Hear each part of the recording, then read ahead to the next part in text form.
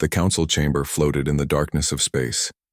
A massive ring of metal and glass where representatives from 47 different worlds gathered. Today, like most days in the past 300 years, fear filled the room. Ambassador Velix stood at the speaking platform. His 3 arms trembled as he held the datapad. The Thorani were a peaceful species, tall and thin with skin that changed colors with their emotions. Right now, Velix's skin showed deep purple, the color of terror. Honored members of the Galactic Council, Velix began, his voice cracking. The Kashari Dominion has entered our system. Their warships block our homeworld. Our ships cannot leave.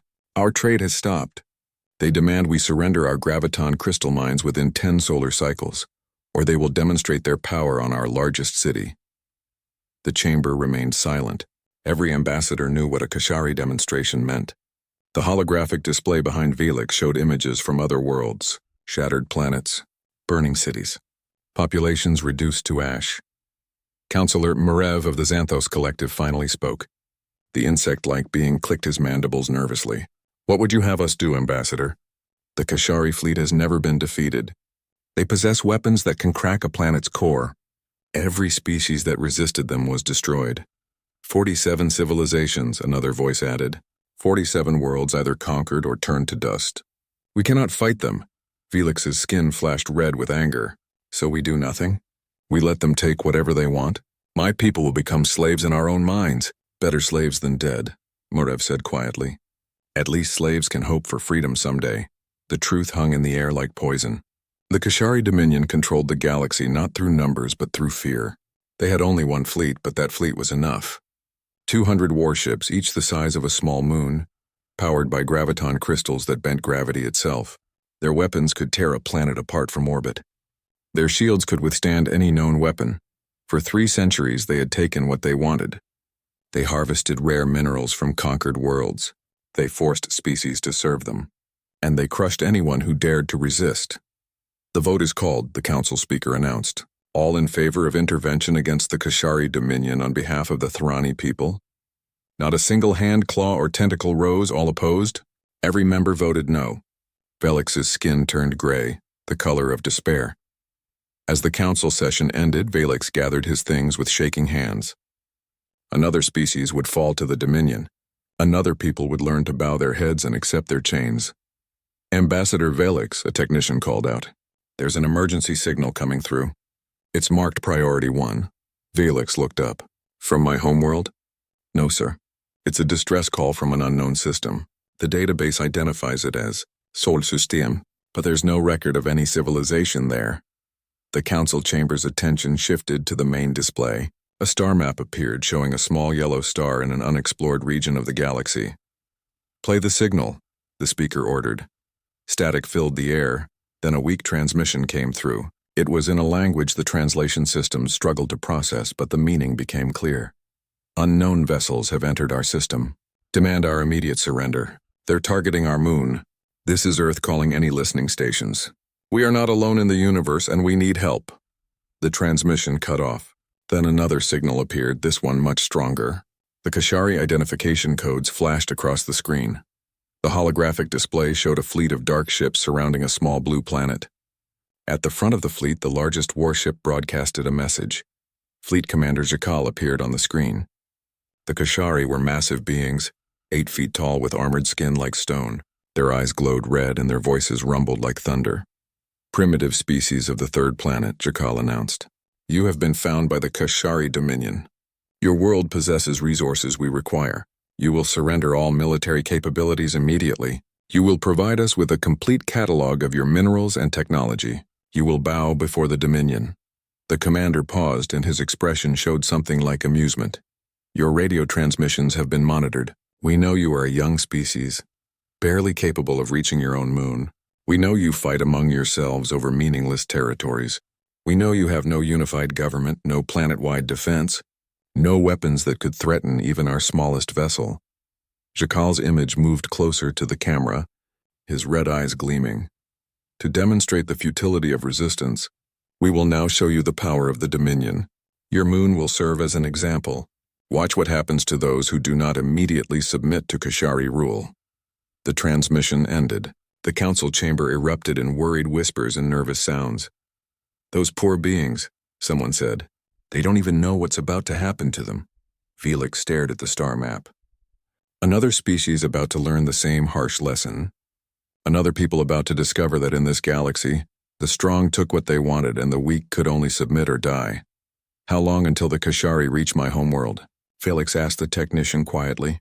3 solar cycles, Ambassador. 3 days. 3 days until his people face the same choice as this unknown species called humans. Surrender or die. Felix looked at the display showing the Sol system. The Kashari warships were moving into position around the small moon. Graviton beams were charging, creating distortions in space that even the long-range sensors could detect. "May your gods protect you," Felix whispered to the distant planet, "because nothing else in this galaxy will." On the screen, Fleet Commander Jakal stood on the bridge of his flagship, the Inevitable. He looked at the primitive blue planet with satisfaction. This would be easy. This would be quick.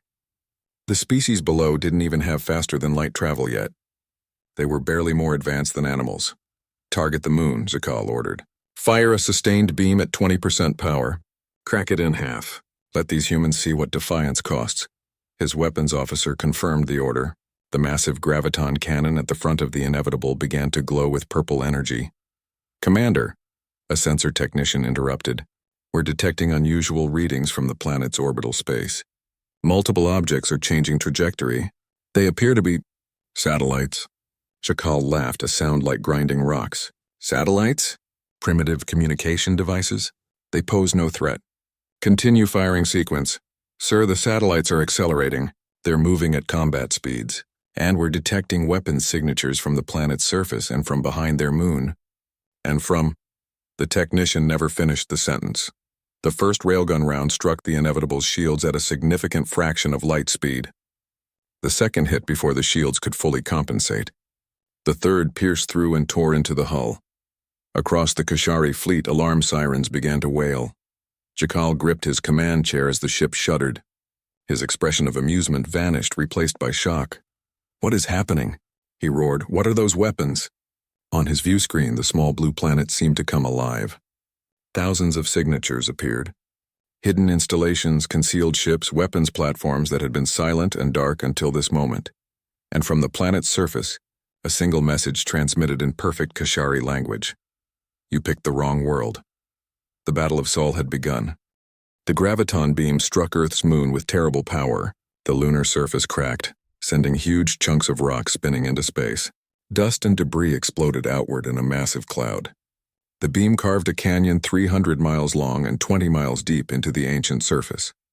Fleet Commander Jakal watched with satisfaction. "Transmit to the planet. Tell them they have 1 rotation to surrender, or their cities will suffer the same fate." But before his communications officer could send the message, something impossible happened. The humans fired back. From behind the moon, 6 ships emerged. They were crude compared to Kashari vessels, built from welded metal and powered by primitive fusion reactors. But they moved fast and they carried weapons. Railguns opened fire. Solid tungsten rods, each weighing several tons, accelerated to incredible speeds.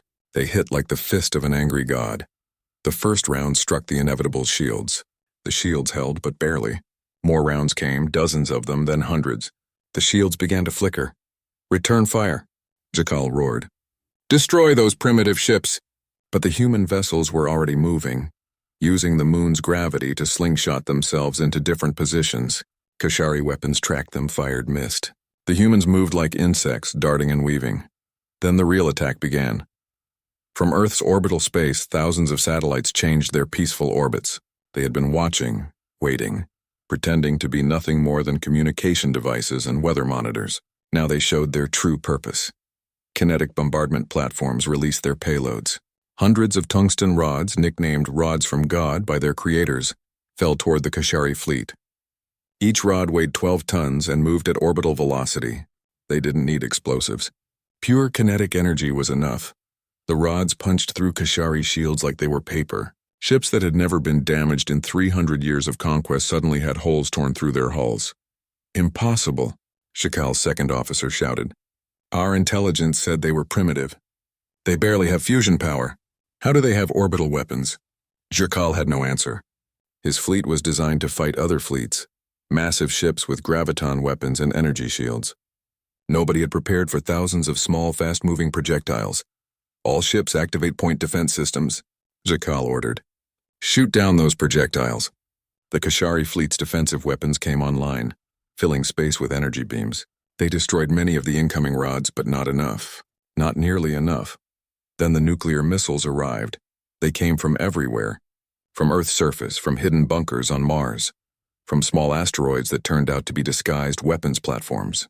The missiles were old technology, simple fission and fusion warheads, but there were thousands of them. The Kashari shields could stop energy weapons easily. But physical impacts, especially nuclear explosions at close range, overloaded their defensive systems. 3 Kashari destroyers took direct hits. Their shields collapsed. Their hulls cracked. Atmosphere vented into space and the ships went dark. Jerkal couldn't believe what he was seeing. His fleet, the fleet that had conquered 47 worlds, was being hurt by primitives. "Sir," his communications officer called out. "We're receiving a transmission from the planet. Audio only." "Play it," Jerkal growled. A female voice came through, speaking perfect Kashari language. The voice was calm, almost conversational. "Fleet Commander Jerkal of the Kashari Dominion. My name is Admiral Sarah Chen of the United Earth Defense Force. I'd say welcome to our system, but you're not welcome." "You're invaders," Jerkal found his voice. "You dare attack us? Do you have any idea what you've done? We will reduce your planet to ash. We will kill every living thing on your world." "Maybe," Admiral Chen replied. "But not today, and not with your current fleet. Let me explain something to you, Commander. We've been watching your species for 23 years. We picked up transmissions from your conquered worlds. We studied your technology. We learned your language, and we've been preparing." On the view screen, Jerkal could see Earth, that small blue planet. Light sparkled across its surface. Cities with billions of inhabitants who had no idea how close they were to extinction. "You think you know us because you monitored our radio signals," Chen continued. "You think we're primitive because we don't have your graviton crystals or faster-than-light travel. But you made a mistake, Commander. You didn't look at our history. More missiles launched from Earth. More railgun rounds hammered the Kashari shields. Humans have been fighting wars for thousands of years," Chen said.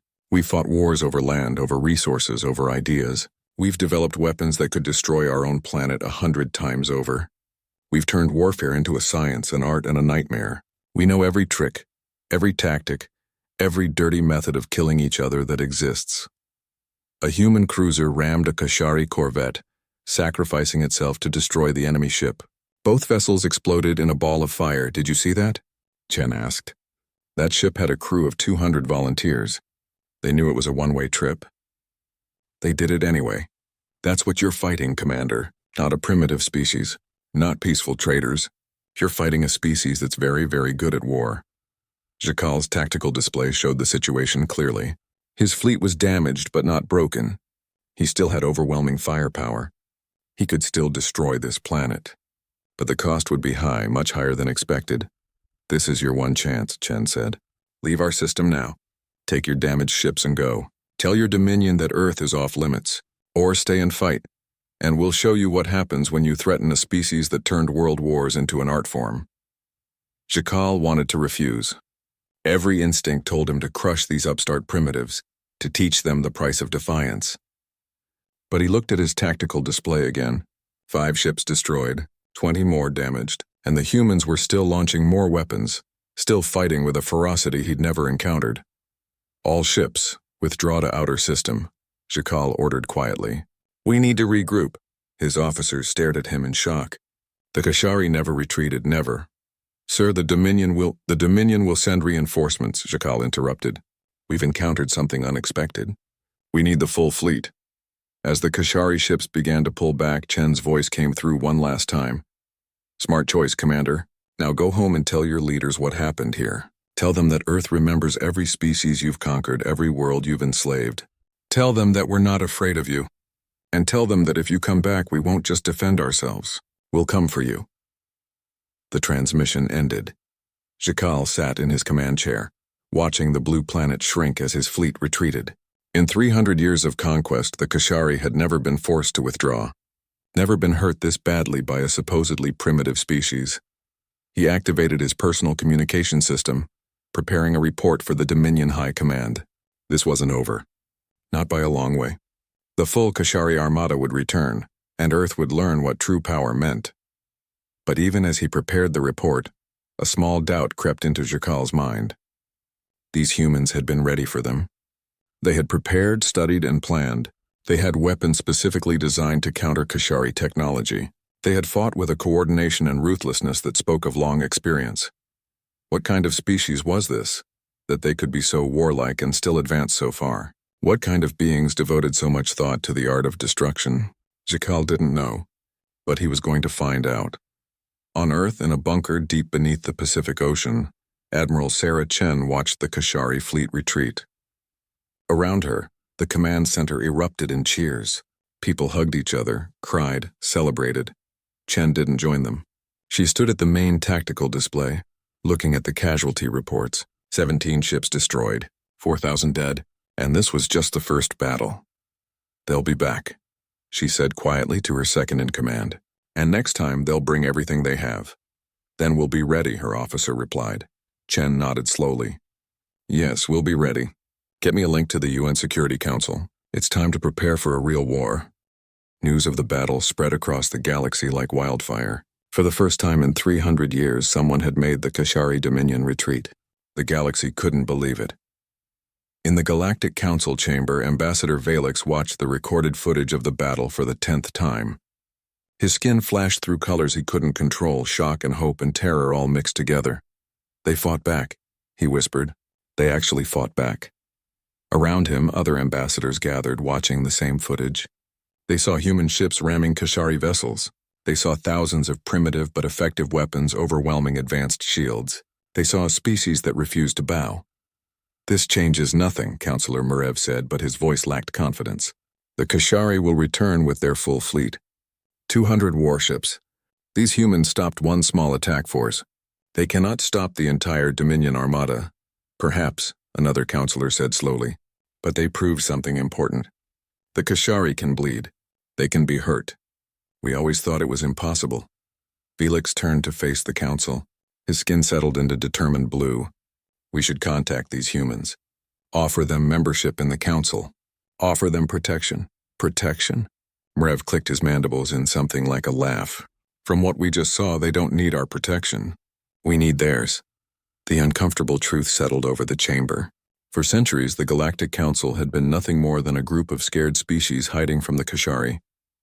Now a brand new civilization had shown more courage in one day than the Council had shown in 300 years. On the Kashari homeworld, Jakal stood before the Dominion High Command. The chamber was dark, lit only by red crystals that pulsed with graviton energy.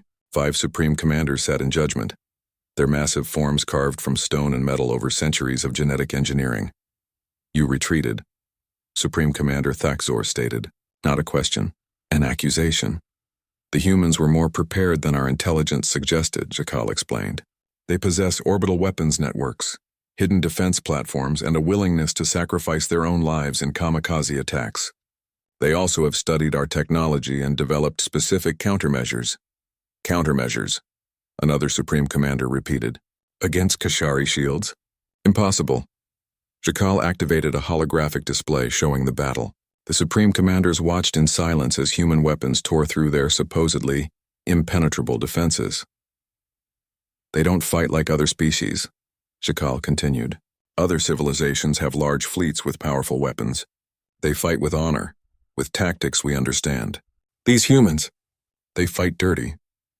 They use cheap, mass-produced weapons. They sacrifice ships without hesitation. They aim for maximum damage regardless of cost. And you want the full armada to crush them, Thaxor said. Yes, Supreme Commander. 200 ships will be more than enough. The humans may be fierce, but they're still primitive. They can't stand against our full might. The Supreme Commanders conferred quietly among themselves. Finally, Thaxor spoke. You will have your armada, Fleet Commander. Gather every warship. Conscript forces from our subject species. Prepare the graviton planet crackers. This human world will serve as an example to the entire galaxy. When we're done, there will be nothing left but dust and warnings. Jakal bowed. As you command. How long do I have to prepare? 4 lunar cycles. Use the time to study these humans more carefully. find their weaknesses, then destroy them completely. But while the Kashari prepared their overwhelming response, Earth was not sitting idle. Admiral Sarah Chen stood in the United Nations Assembly Hall. Every nation on Earth had sent representatives. For the first time in human history, the entire species faced a common enemy. The Kashari will return, Chen stated simply. Our intelligence suggests they'll bring their full fleet. 200 capital ships, each capable of destroying a city with a single shot. Our defensive victory bought us time, but nothing more. Can we win? The UN Secretary General asked. Chen was silent for a moment. Not if we just defend. The Kashari have better technology, stronger ships, and more firepower. If we sit here and wait for them to return, they'll eventually overwhelm our defenses. Then what do you propose? Chen activated a holographic display showing the entire star system and beyond. We don't defend, we attack. We take the fight to them before they're ready. We hit their supply lines, disrupt their preparations, and most importantly, we change the narrative. Explain, a delegate demanded. The Kashari rule through fear, Chen said. 47 species are under their control. But what if those species saw the Kashari as weak? What if they saw that the Dominion can be beaten? She manipulated the holographic display, showing intercepted communications from across the galaxy. We've been monitoring galactic transmissions since we discovered we weren't alone. We know which species are enslaved. We know which ones are forced to serve in Kashari auxiliary forces. We know where their resentment burns hottest. You want to start a rebellion, someone said. I want to give hope, Chen corrected. Hope is the most dangerous weapon against tyranny. The Kashari have been broadcasting their power for centuries. It's time we broadcast their weakness. Over the next weeks, Earth launched a multi-pronged strategy. Human stealth ships, designed with borrowed technology reverse-engineered from captured Kashari sensors, slipped out of the Sol system. They were small, quiet, and almost invisible to standard detection. These ships had one mission: reach the oppressed species and make contact. The first ship reached the Thrani homeworld. It slipped past the Kashari blockade and broadcasted a simple message directly to the planet's surface. People of Thran, this is Earth. We know you're suffering under Kashari occupation. We want you to know you're not alone. We fought the Kashari and made them retreat. It can be done. Resistance is possible. Freedom is possible. Stand strong. Help is coming. The message was brief, but it was enough. Within hours, it had been copied and shared across the entire planet. Within days, it had spread to other enslaved worlds. Simultaneously, Earth's Information Warfare Division launched their most audacious plan. They had captured footage from the Battle of Sol, recorded from both human and Kashari perspectives. They edited it carefully, showing Kashari ships being destroyed, shields failing, commanders panicking. Then they broadcast it on every galactic frequency they could access. Open channels, encrypted channels, even Kashari military channels. The footage spread like a virus. The message was clear: the Kashari were not invincible. Back in the Sol system, Chen oversaw the transformation of Earth's defenses. Every available ship was being converted into a weapon. Civilian freighters received railgun batteries. Mining vessels were fitted with nuclear warheads. Even old space stations were being moved into defensive positions. Admiral, we have an incoming communication, her communications officer reported. It's from outside the system. The identification code matches. The Thrani ambassador? Chen smiled slightly. Put him through. Ambassador Velix appeared on the screen. His skin showed cautious hope, pale green with streaks of blue. Admiral Chen, I'm contacting you against council orders. What I'm about to tell you could get me executed, but I don't care anymore. The Thrani want to help. How? Chen asked directly. Information. We have complete star charts of Kashari territory. We know their supply routes, their mining operations, their fuel depots. We've been mapping them for decades, hoping someone would eventually use the information. Felix paused. We never thought we'd see this day. We never thought anyone would stand up to them. Send everything you have, Chen ordered. And Ambassador? Thank you. Over the next weeks, more encrypted communications arrived from across the galaxy. The Xanthos provided information about Kashari weapon systems. The Vrel, insectoid mathematicians, offered calculations for predicting Kashari fleet movements. A dozen other species, too afraid to fight openly, provided intelligence, supplies, and encouragement. The galaxy was watching Earth. And slowly, carefully, They were beginning to hope. In her command center, Chen reviewed the intelligence pouring in. She looked at her senior staff, men and women from every nation on Earth united by a common purpose. The Kashari think this is a war between them and us, Chen said quietly. They're wrong. This is a war between tyranny and freedom. They've oppressed the galaxy for 300 years. We're going to end it. How? Her tactical officer asked. We're still just one world against an empire. Chen smiled, and it wasn't a kind smile. No, we're one world that just reminded the entire galaxy how to fight. The Kashari are about to learn something important about humans. We don't just fight to win. We fight so the enemy loses, and we never fight fair. The Kashari Armada arrived at the edge of the Sol system like a dark storm. 200 warships, the largest fleet ever assembled by the Dominion, dropped out of faster-than-light travel in perfect formation. Each ship bristled with graviton weapons capable of shattering planets. Their shields could withstand nuclear explosions. Their armor had never been penetrated by any known weapon.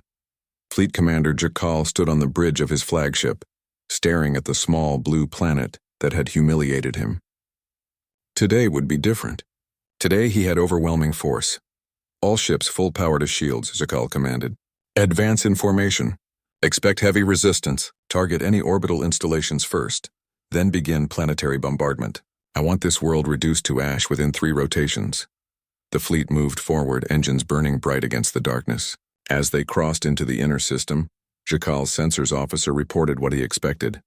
Sir, detecting multiple human vessels. Configuration matches their previous defense force, approximately... Wait. The officer's voice changed. Sir, I'm reading over 1,500 vessels. 1,500? Jakal's second officer stared at the tactical display. How did they build that many ships in 4 lunar cycles? Jakal studied the readings more carefully. His eyes widened slightly. They didn't build them. Those are civilian ships. Freighters, mining vessels, colony transports. They've armed everything that can fly. The human fleet spread across the system didn't look military. The ships were mismatched, different sizes and designs, cobbled together from a dozen different purposes. But each one had been modified. Railguns welded to cargo haulers, nuclear missiles strapped to colony ships, mining lasers repurposed as weapons. They're desperate, Jakal's tactical officer said, throwing everything they have at us. Or they're insane, Jakal muttered. He activated fleet-wide communications. All vessels maintain formation. Don't break ranks for individual targets. These primitives want us to scatter so they can overwhelm us with numbers. We stay together and crush them with superior firepower. The 2 fleets closed on each other. The space between Earth and Mars became a killing field. The first human wave attacked with a strategy no Kashari commander had ever seen. 20 mining vessels, each the size of a large building, accelerated to maximum speed directly at the Kashari formation. Their crews had evacuated hours before into automated shuttles. The ships were piloted by AI and determination. Jakal's fleet opened fire, destroying the mining ships easily. But as each ship exploded, it released its cargo.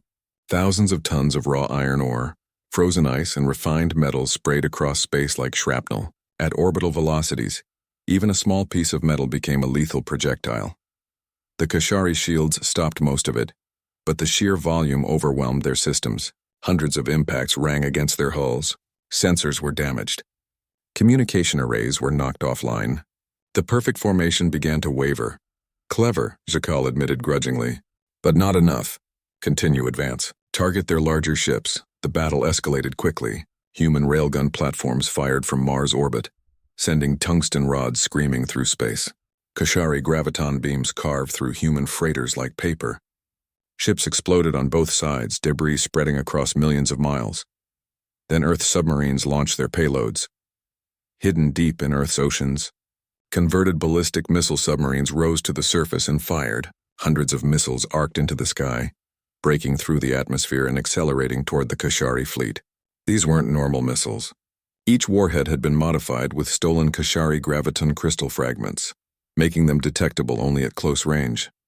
Sir, multiple missile launches from the planet. High-velocity approach.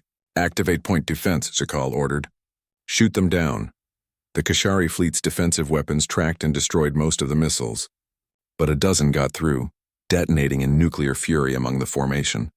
3 destroyers lost their shields. One frigate went dark completely. "Reform ranks," Jakal shouted. "Stop letting these primitives disrupt our formation." But disruption was exactly Earth's strategy. Admiral Chen, watching from her command bunker, coordinated the chaos with cold precision. "Launch Wave 3, she ordered. "Freighters loaded with nuclear waste. Ram them into any ship with failed shields." "Admiral, those crews are volunteers," Chen interrupted. Every single person on those ships knew what they were signing up for. "Launch Wave 3. Across the system, converted freighters accelerated toward damaged Kashari vessels. These ships weren't meant to survive. They were meant to deliver their payload of highly radioactive material directly into exposed hulls. It was dirty, desperate, and effective. Jakal watched in growing disbelief as human ships crashed into his vessels, each collision spreading deadly radiation across Kashari decks. His warriors, bred for combat and strengthened by genetic modification, were dying from contamination. Ships had to be evacuated. His fleet was taking real casualties. "These humans fight like animals." His second officer shouted, "No honor, no rules." "No," Jakal said quietly. "They fight to win." There's a difference. The battle raged for 3 days. Both sides traded terrible blows. Kashari graviton weapons destroyed entire clusters of human ships with single shots. Human nuclear warheads cracked Kashari armor. The space around Earth filled with debris, frozen bodies, and the expanding clouds of destroyed vessels. On the second day, Earth deployed its secret weapon. AI-controlled ghost ships appeared throughout the battlefield. These were small, fast vessels packed with communication equipment and sophisticated hacking software. They broadcast false Kashari identification codes, mimicked fleet commands, and created sensor ghosts that appeared to be enemy vessels. Jakal's carefully coordinated fleet began to fall apart. Ships received contradictory orders. Sensors showed friendly vessels where none existed. Worst of all, the ghost ships' false codes made Kashari ships target each other. Destroyer Group 3 reports they're under fire from Destroyer Group 5. An officer reported in panic. "Tell them to stop shooting at each other." "Sir, both groups insist they're shooting at human vessels." "Their sensors show enemy contacts. Override all automated systems. Manual targeting only." But switching to manual targeting slowed response times dramatically. Human attacks that would have been intercepted automatically now got through. More Kashari ships took damage. Jakal realized with growing horror that he was losing. Not because the humans had better technology or more powerful weapons, but because they fought without honor, without mercy, and without any concern for the rules of warfare. "All ships, withdraw to defensive formation around the largest asteroids," Jakal ordered. "Use them as cover. We regroup and..." The asteroids exploded. Earth had spent weeks mining every large asteroid in the belt, hollowing them out and packing them with nuclear warheads. When the Kashari fleet sought cover, Chen triggered the trap. 20 Kashari ships were destroyed instantly. 50 more were damaged by the expanding fields of radioactive debris. On the third day, Jakal made a desperate decision.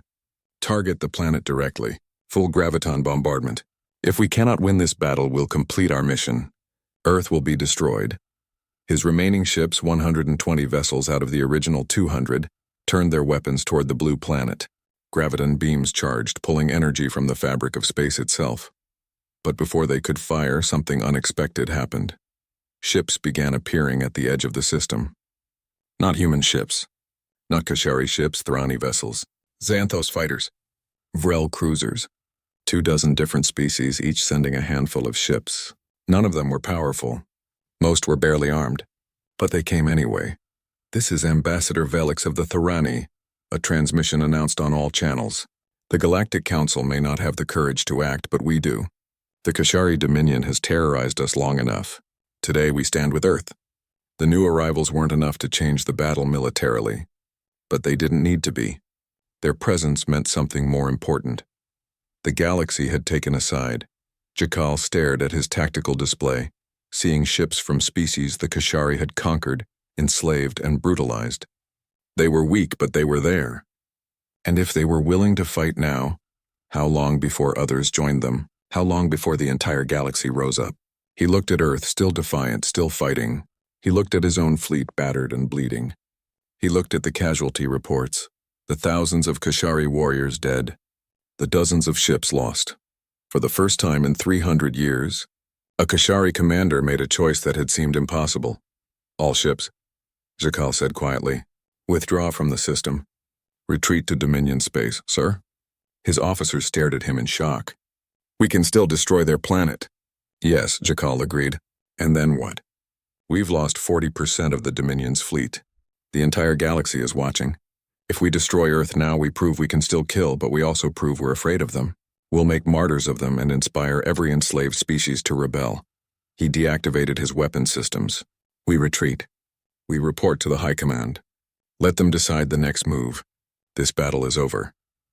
As the Kashari fleet limped away from Sol, leaving behind wreckage and broken ships, Admiral Chen stood in her command center. Around her, 6 months after the Battle of Sol, the galaxy had changed in ways nobody could have predicted.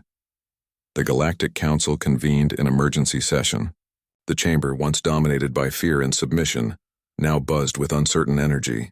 Representatives from 47 species gathered, and for the first time in centuries, hope mixed with their usual anxiety. The Council had called this meeting to formally contact Earth and offer them membership. It was meant to be a generous gesture, bringing the humans into the galactic community and offering them the Council's protection. Admiral Sarah Chen arrived at the Council station aboard a human cruiser that still bore scars from the battle. She walked into the chamber wearing her military uniform, not diplomatic robes. The message was clear. Admiral Chen, the Council speaker, began, on behalf of the Galactic Council, we welcome you and offer Earth membership in our assembly. Together we can provide protection against— No, Chen interrupted. The chamber fell silent. Ambassadors looked at each other in confusion. I'm sorry, the speaker said. We decline council membership, Chen stated clearly. We don't need your protection. In fact, we're here to offer you ours. The chamber erupted. Voices overlapped in a dozen languages. Councillor Mrev clicked his mandibles loudly. You fought one battle. The Kashari will return with reinforcements. You need the Council's support. Chen walked to the center of the chamber. A holographic display activated showing a star map of the local sector. The Kashari haven't returned because they can't, Chen explained. For the past 6 months, we haven't been rebuilding our defenses. We've been on the offensive.